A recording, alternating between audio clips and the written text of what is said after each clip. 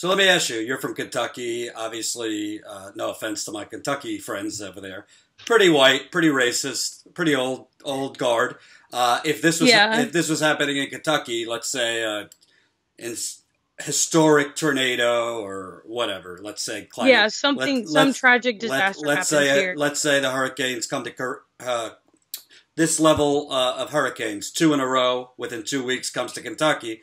Do you think that the Republican, older, and predominantly white citizenry would be getting the same treatment as your family down there?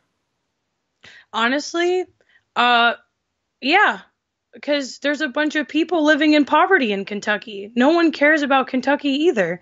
Kentucky is a commonwealth. It's the same as Puerto Rico. Our politicians do not have to listen to us. And do I think that we would get better treatment? Do I think that Kentuckians would get better treatment? Slightly, but I do not think. I don't know I know that right now there are about close to 800,000 people in Kentucky living below the poverty line. I don't know what percentage of the population. I do know that there's 4.4 million Kentuckians. So we have in Kentucky, we have the same problems that they have in Puerto Rico because of generational poverty, because no one cares about poor people. You mean Mitch And McConnell? You mean McConnell? Mitch McConnell, worth 20 million, doesn't care about you? Oh, absolutely. Mitch McConnell could give Mitch McConnell hasn't had a town hall in decades with people with let me rephrase that.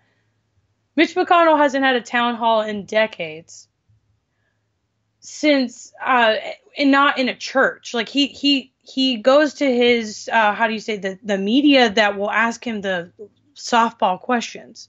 He doesn't like to be challenged because I think that deep down he knows that he's just a soulless turtle alien. I really do believe that he believes that. I think he knows that he's acquiring all this wealth at the expense of Kentuckians and Americans just in general. Because another thing too is we have a $700 million pension crisis here in Kentucky. And we have a multi-million, even more than that. And well, hold on.